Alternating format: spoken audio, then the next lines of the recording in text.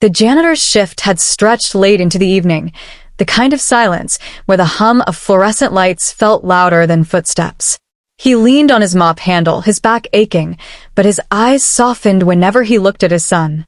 The boy, no more than 7, sat cross-legged near the edge of the polished lobby floor, carefully unwrapping a bundle of cookies they had baked together in their tiny apartment the night before. The sweet smell drifted faintly, mixing strangely with a scent of disinfectant. "Daddy, can I share one?" the boy asked, his voice small but hopeful. He pointed toward a woman seated alone on a black leather couch near the glass doors. Her posture was elegant, yet fragile, her shoulders trembling slightly as if she was carrying the weight of something too heavy to speak about. Her hands were clasped tightly in her lap, and when the boy looked closer, he could see her wiping at her cheeks with the edge of her sleeve. The janitor stiffened. His cheeks warmed with embarrassment. "No, son," he murmured quickly, glancing around as if someone might scold them for even daring to notice her. "She's not like us. She doesn't need that." He gestured toward the napkin of uneven, slightly burnt cookies. The boy frowned, not understanding. To him, kindness wasn't measured by money, only by smiles. But as the janitor turned back to his mop, he felt the boy's small hand slip free from his own. When he looked up, his son was already halfway across the gleaming marble floor, clutching the cookie like it was treasure meant to save someone's day. The father's breath caught, his heart pounding in his chest, torn between stopping him and letting him go.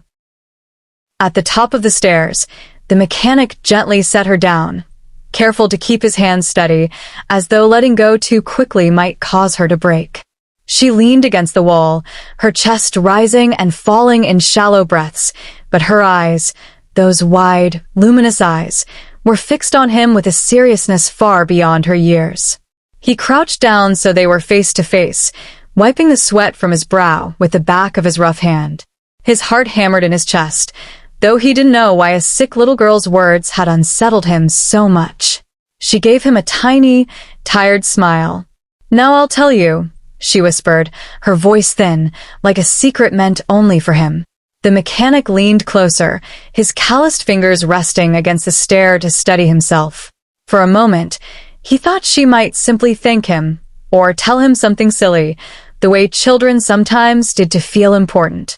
But when her lips moved again, her words struck him like a wrench to the chest. "The secret is, you look just like the man in the photo my mommy hides in her drawer." She paused, her lashes fluttering, as though she was remembering every detail carefully. "She cries when she sees it.